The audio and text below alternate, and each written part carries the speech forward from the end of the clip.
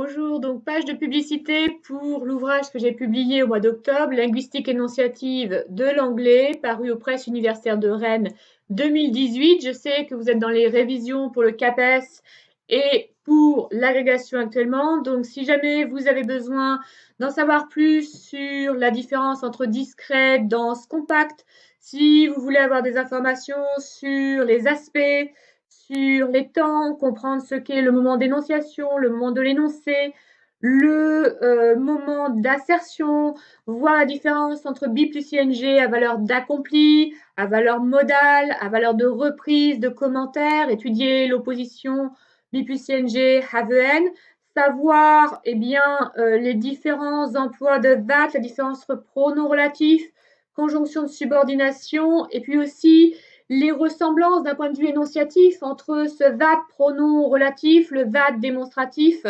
le that par exemple que vous avez comme déterminant ou adverbe ou conjonction, eh bien vous trouverez quasiment toutes les réponses dans cet ouvrage, c'est-à-dire que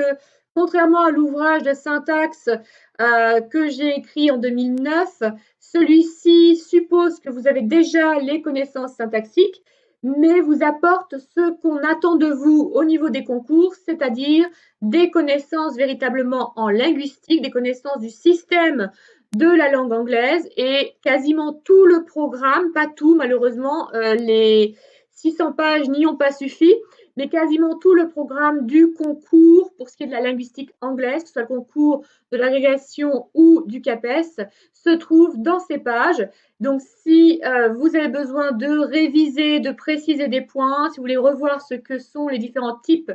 de plans d'énonciation, le récit, le discours, etc., la différence entre rupture temporelle, rupture modale, tout cela, vous le trouverez. Il y a un index à la fin qui doit vous permettre de retrouver facilement les termes que vous cherchez. Hein, je vous en donne un petit extrait ici. Je ne sais pas si on voit très bien, je ne crois pas.